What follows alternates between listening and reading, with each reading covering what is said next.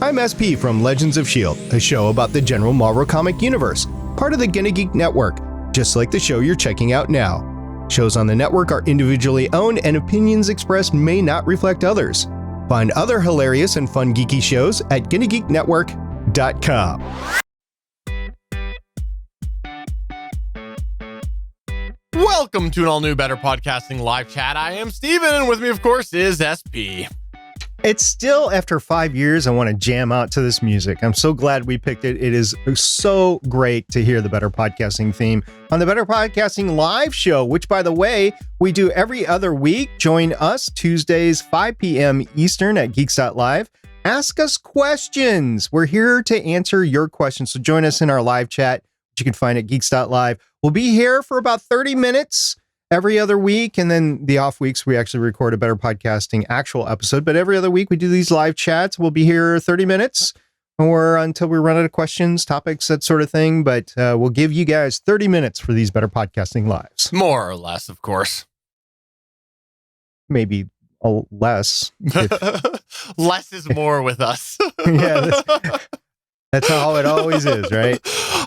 Yeah, if you didn't know this, by the way, we do also have our Discord server. Now, I want to take a minute to explain what this is, because we promote this all the time. We say, come to our Discord at betterpodcasting.com/Discord. And it's basically a chat room, but with multiple sections in there. And what it is officially, it's the GonnaGeek Discord server. So there's lots of people in there, and there's different, what's called channels, different sections in there where people can go and have conversations. And this is one of those things that we've got the Better Podcasting section, but we have a couple other sections in there that are relevant to podcasters. Like we have a tech section in there, and there's a lot of good chatter that does happen in between the shows. And that's where we get some of the stuff that we talk about on this show and the Better Podcasting main show there. And I wanted to really just explain what it is at the top of the show. So hopefully anybody that wasn't sure what it was would have an understanding, and maybe you want to come by,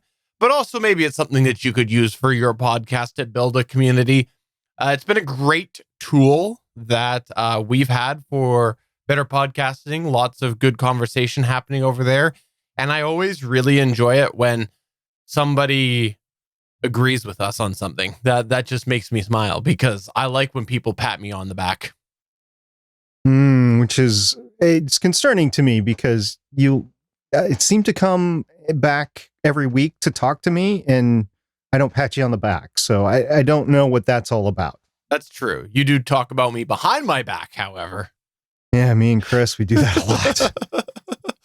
Okay, so let's start off here with something that you actually had thrown my way via our Discord server, which was about Fireside. We've all heard of Fireside, right? Yeah, the Fireside.fm. Yeah, that wonderful streaming / podcast hosting service that's out there. Yeah, that's the only Fireside that has to do with podcasting, right? Yeah. Well, unfortunately, it looks like through a Macworld.com article, there is going to be another Fireside. This is going to be kind of a combination of what we in the biz 5 years ago would have said Blab, but everybody says Clubhouse now. It's kind of the same thing if you ask me. And it is for sports chat, and you can record your stuff. You can get money and all that. Mark Cuban, who owns a basketball team, I believe, in Texas, he's setting it up. He's trying to be that entrepreneur. He's a stereotypical entrepreneur guy, right? He wants to be Elon Musk, but he's not quite Elon Musk because, well, he's just a businessman. He has no tech behind him. So yeah, it's going on. Yeah, I don't. Yeah, Fireside. If I owned Fireside.fm, my first stop would have been a lawyer. I honestly have nothing to say about the Fireside service that this Mark Cuban has. I know very little about it other than the headline and reading briefly about it. It's just weird to me that there is something called Fireside that has some popularity, that someone's creating another product called Fireside that is in the sort of general similar space, right? Because what they say is that Fireside is, quote, a next-gen podcast platform. So I don't know. I guess they are different things. I guess the term Fireside is fairly generic. However, generic things have never stopped companies from being able to patent them and make it theirs, aka Apple. Like, right? So yeah, I don't know. I mean, patent's the wrong word, by the way. I know that. All you people are being like, it's not a patent, it's a trademark. Yeah, trademark, copyright. Or whatever. Maybe they're probably saying it's not a trademark, it's X. I don't know what it is. Yeah. So we've had podcasts railroad other podcasts and come in with the same name before. I honestly haven't seen any by the name of Better Podcasting, but I'm sure it's happened to a lot of people out there. They choose a very common name, and even if it doesn't show up in any searches, they grab the URL and everything. Somebody can come in a different service and choose the same name, and all of a sudden you have multiple podcasts out there with the same name. So it happens. I think with services it's going to be a little bit different because business is definitely involved with podcasts. Business, non-business, depends on the podcast, but with services, it's definitely business. So we'll see what happens with this. I know Mark Cuban's got deep pockets, so he might have the better lawyers when it comes down to it, but we'll see. Anyway, the real reason that I wanted to talk about this wasn't necessarily the Fireside. There was a lot of stuff that's happening with podcast apps right now. You have Clubhouse that is getting more and more interest right now. And we talked about it earlier. It's basically, I think, just because the pandemic's on right now, it's popular, but I don't think it's going to last. I could be wrong, but I don't want to put any stock into it to build a brand there or anything like that. Pocket Cast went up for sale. That was bought by Public Radio about 3 years ago, and that's up for sale. So there's a lot of podcast app stuff going on right now, but this Macworld.com article that I threw out there talked about the beta use of iOS 14.5, which is the next iOS for mobile phones and tablets that's undergoing testing right now. It might give users the ability to choose which podcast app is the default. Right now, it's the Apple Podcasts app, which I don't use. I go in there to search maybe Apple Podcast reviews on my shows from time to time, but I don't use it. I mean, it's on my phone. I use Overcast. So if I was given the ability to choose which app I want, I would go with Overcast. Now, to get back to Pocket Cast, though, they're up for sale, and that's the Android side of house. And we have Google Podcasts, which is trying to be the Apple Podcasts over there. We talked about different issues with Google Podcasts a couple of weeks ago on this very show. And I am curious to see who ends up in both areas being the predominant podcast app, the listening app, podcatcher, whatever you want to call it. It's going to be interesting. But with iOS opening the floor to choosing your default app, that then opens up the competition a little bit more. And I don't know why they would do that. Why, Stephen, tell me why they would do it. They've got a monopoly that's inherent in iOS right now to go use the podcast app. Why would they allow you to choose another one?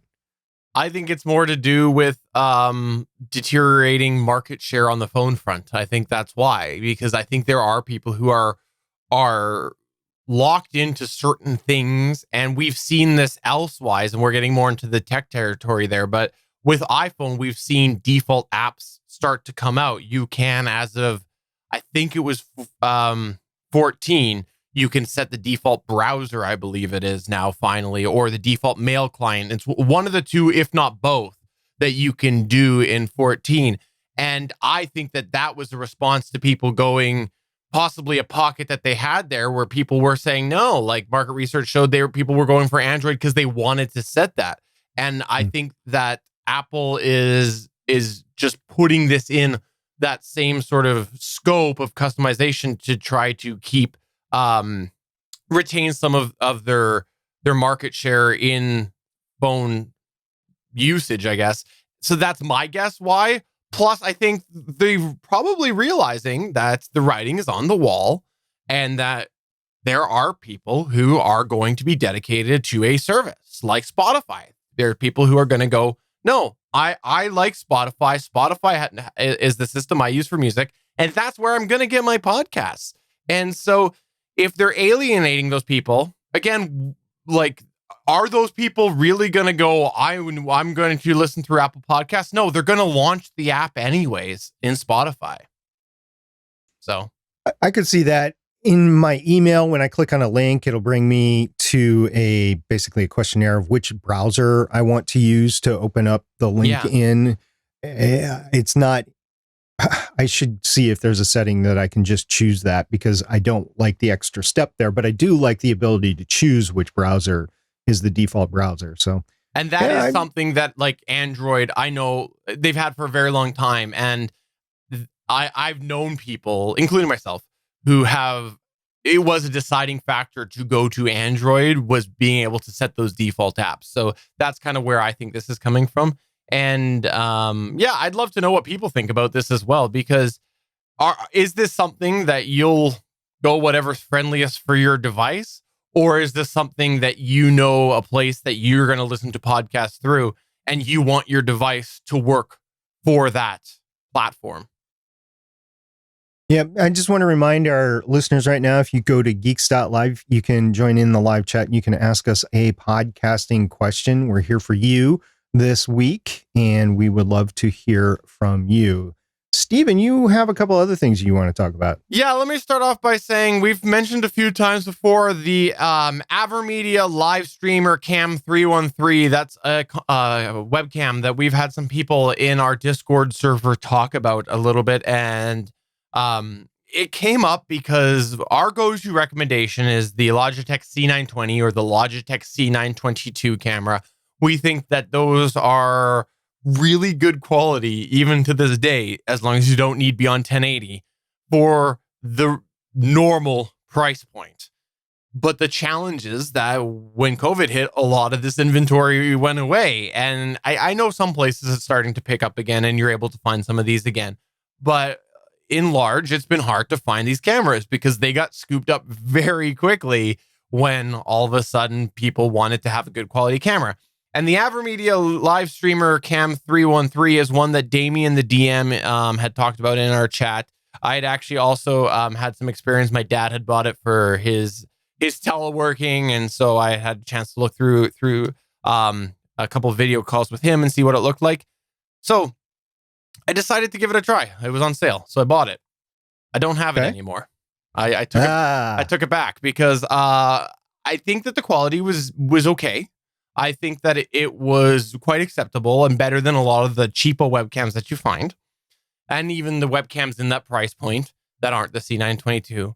But for me, it was very quick that I didn't want to keep it because its configuration did not work well with platforms and with like XSplit. So what I like to do with my video side of things is I have individual camera settings because I have lights. I have studio lights. I've gone in and I've set those camera settings to where it's all balanced. It's not overexposed. The white balance is right and all of these other things.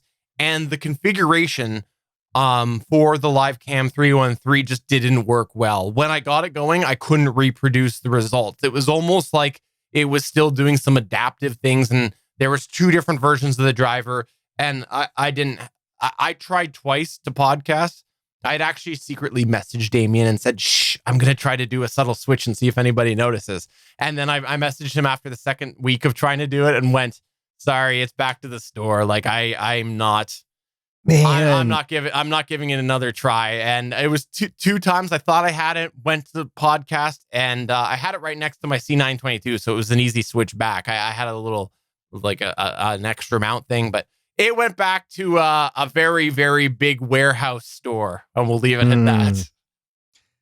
Well, if I would have known that, that would have explained some things going on in the background. I know you're very particular about your cameras, your camera settings, and how you appear, how your background appears on camera. So I am not surprised that it didn't make muster there. Thank you for trying it because I know not to. But I gotta say, like, if you were just using auto settings and the auto settings worked for your environment, which a lot of people auto settings do work for your environment, it was pretty good. Like, if you can find it on sale and those will work for you, I think that it looked decent. I think the C922 and the C920 look better.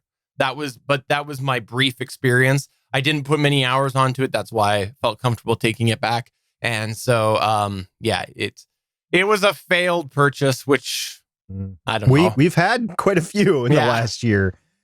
I wanted to talk a little bit about this Pod News article that was floating around podcast spaces the last couple of days, getting a lot of traction. The title of the article was How to Know When You Can Depend on Fair Use.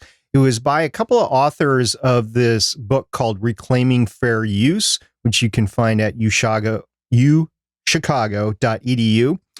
And the article in Pod News addresses what is and what isn't the law. And it mostly mirrors the United States law, but it does recognize that there's international law.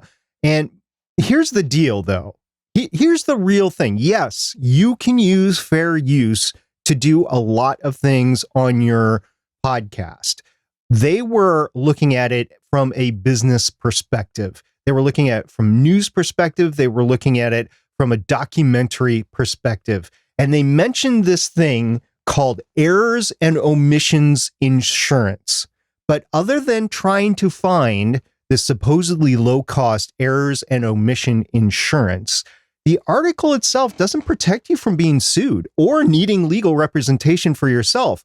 Based on that, I will say, just quick SP's take on this whole thing, for hobbyists and most independent podcasters, fair use remains an area that I would recommend treading very lightly on, because somebody can come in, slap you with a takedown notice, sue you or whatever, and fair use is still this defense that you have to use in legal proceedings. And yeah, I get this errors and omissions insurance, which can help you there, but it's not meant, in my opinion, for hobbyists and independent podcasters. I could be proved wrong in the future, but guys, you got to read this article very closely. You have to read the book very closely, which I have not done. And you have to find out what errors and omissions insurance does and does not cover you for before you go off and you start claiming fair use left, right, and backwards. I want to talk about a different side of this as well, because I think that this next example is something that people should just really think hard about before you want to go and claim fair use and do fair use stuff. Content ID systems should be enough reason to get you to stop doing this stuff. And what I mean by that is YouTube, if you upload some audio that is in the Content ID system, it will take down your video. Have fun arguing it. If it's been flagged by Content ID, the only way you're probably going to get away with it, if it is a false claim and it is something that you legitimately have the rights for. An example of that, the GonnaGeek.com intro music, where we got that from, they had a big thing on their page that said, if you are flagged by Content ID on YouTube, this happens time to time, cite where you licensed this from and we'll all be fixed. That happened to us and it was all fixed because we legitimately licensed it. And I guess that was just what the system wanted, was for you to basically, the system just needed you to basically check the box and have a human confirm or whatever. I don't know what they do in the background, but that's an example on where that was the case. I have never, ever heard somebody groan about Content ID on YouTube flagging them for something that they believe is fair use and actually successfully appealing that. I don't hear that. I think YouTube sticks to their guns to protect themselves. I've never seen a situation where they've won that argument. And that's YouTube. I get that. But things are continuing to come into the podcast space for identification. We talked about an article a while ago where there was a system that was scanning podcast music, and they had put out a report about how much that they had identified as copyrighted material. This sort of stuff is going to start to get more and more apparent. And I think you're going to find the media hosts are going to lean the same way that YouTube is, where if there's bots going out flagging content as copyrighted, the bot isn't going to talk to you. The bots, if they know you're on a host, is going to have an automated system to go to that host and say, look, this has been identified on your system, and that host is probably going to take it down. So like, don't take the chance. Like, I think the legal aspect is for sure a consideration, but do you really want to use something in an episode that you think is fantastic and then it gets taken down? Like, I don't know. There's many reasons you shouldn't be doing this, but the takedown, I think, is one that like is going to become more definitive as more and more bots get into the industry to scan podcasts. The article authors argue that systems like that are inherently unfair and they shouldn't be doing that. Well, great, but they are there and you get caught by them. So again, the errors and omissions insurance is only going to take you so far, especially as a hobbyist and independent podcaster. And I honestly don't know how much it is or isn't, but I know that you can avoid the issue altogether and just not trip over fair use, and then you're fine until the system figures itself out.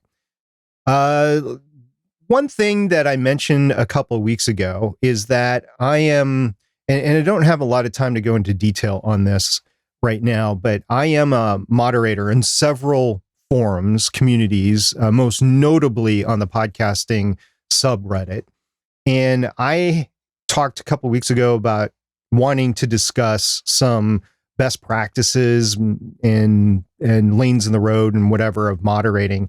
And I have come up with quite the extensive guideline list of what to go through. And I'll just state a couple of the titles for now, just to titillate you.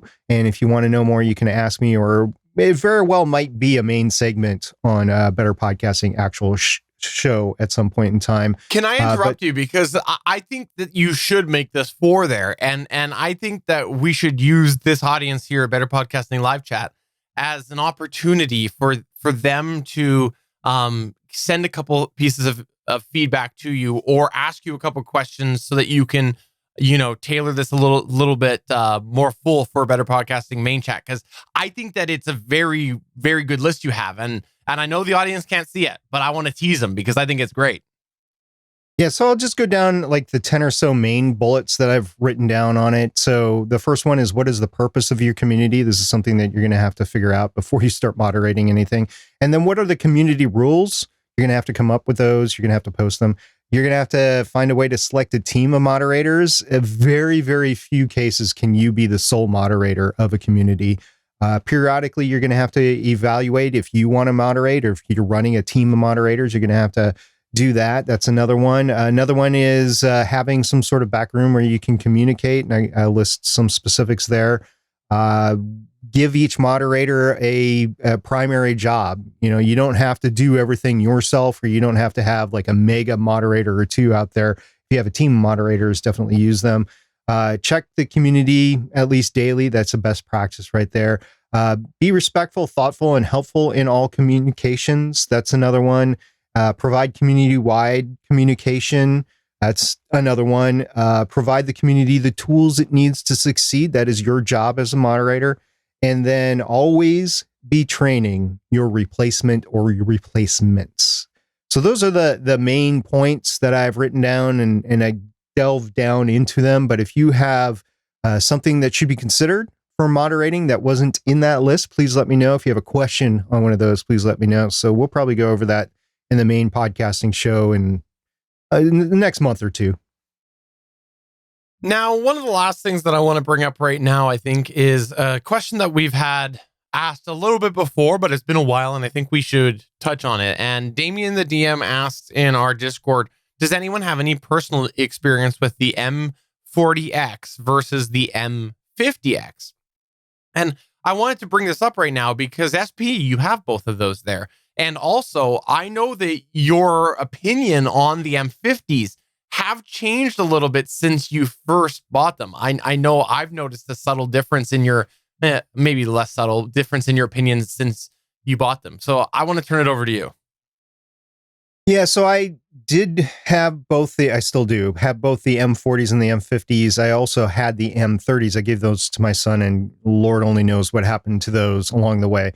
Out of the two, I enjoyed the 50s quite a bit. They did have a bassier sound to them. They have 50 millimeter drivers. That's the 50s in them. The 40s had a flatter response.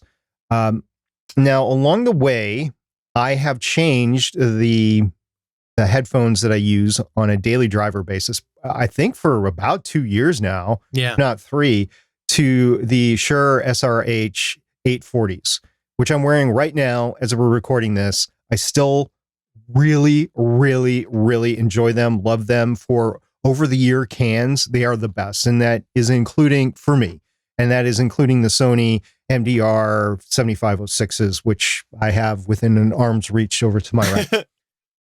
The M40s are behind the curtain behind me, and the 50s, unfortunately, are at work. I would have brought the 50s home today for this, but unfortunately, my work was closed because of a snowstorm today, so I couldn't bring them back. They are in a locked drawer at my desk at work, and they are in a locked drawer because I have to have them in a locked drawer, not because I want to have them in a locked drawer. Long story there. So in the battle versus the 40s versus the 50s, I do enjoy the 50s a little bit more. I think if you're looking for a flatter sound, the 40s work. But here's the thing. With the 50s, I had to eventually get replacement ear cups. And I could not find OEM ear cups. They might exist. I don't know. I couldn't find them. I searched for a while. So I got some off-brands. I got the off-brands. They're comfortable. They fit a little bit differently. They seem bigger on my ears than the original OEM, but they completely changed the sound.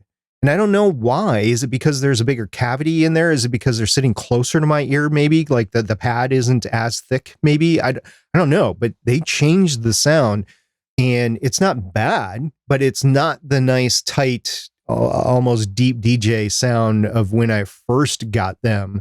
So yeah, my opinion on my personal M50Xs that I have has changed. Now, do I enjoy them at work? Yes. Do they work well at work? Yes. And a large part of that is because they do have the DJ swivel, which you can bring them down. You can swivel the ear cups both ways. So it works great. But for a podcaster, if I was choosing between the 40s and the 50s, I would also throw the Shure SRH 840s on the table, especially since they seem to be on sale pretty regularly at 150 or less. And you can get the M50s at about 129. They're regularly about 150. So it's kind of in the same cost ballpark. And the SRH 840s, I think, are well worth the extra that you would pay for them anyway. If I would have started with the SRH 840s and then I would have gone to anything else, I would have, this is crap. And I would have just stayed with the 840s. Well, thank you for talking about that. I know I put you on the spot with that there, but that is a question that's come up because we've talked about the M40s and the M50s. And the only thing I want to add to that is that I've mentioned it before. My M40s do sit in a box because I just find that for my head shape, they're too tight. And I mentioned that, I could see that comfortably because we've had someone else complain about the same thing before too. I don't remember who it is, but I know we have for sure. So, you know, any headphones like that, your mileage may vary, but thank you for talking about that, SP. Yeah, for what it's worth, I think the 50s will fit a bigger head a little bit better than the 40s. Gotcha. I guess I have a smaller head because the 40s fit fine on my head, but I did notice that they were tighter than the 50s. So that is a valid review of them. You know what? It fits here, though, because everybody says that I have a bigger head than you. I've heard that more than once. Yeah, for sure. Well, that's going to go ahead and take us to the end of a Better Podcasting live chat today. We wanted to thank you for checking out the show. And as we mentioned at the top of the show, we do have the Better Podcasting Discord. We'd love to have you over there. Come to betterpodcasting.com/Discord. And maybe SP will tease you a little bit about some of the other things he's been doing when he's not podcasting. You just don't know. He might. You mean like the audio drama that I just recorded about 3 days ago? Is that what I was setting up? Perhaps. Yeah, maybe. Yeah. So 3 days ago, a lovely listener of Better Podcasting reached out. I won't say any names or mention the podcast at this point in time until it gets closer to the publication side. But it was a one-off episode. It was great. I was in a live read. I've determined my acting needs a lot of help. So if I get more time after the wedding of my daughter later on this year, I will actually sign up for some courses and take some courses, because I would like to continue to do this.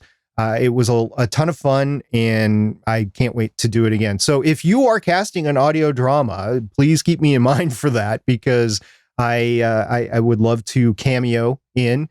I'm not going to worm my way into a large part. Just give me a couple of lines and I will be fine with that. I will just love it, and just love to be part of the process. So thank you very much. You know who you are that reached out and grabbed me. I really appreciate it. All right. So for episode number 26 of Better Podcasting Live Chat, I'm Stephen Jondrew saying thanks for watching, and thanks for checking out all of the shows that you do. It's great for you to be a part of the podcast community in some form. And I'm SP saying, come check us out in 2 weeks. Send us a question if you have one, and we'll see you. Bye. Bye.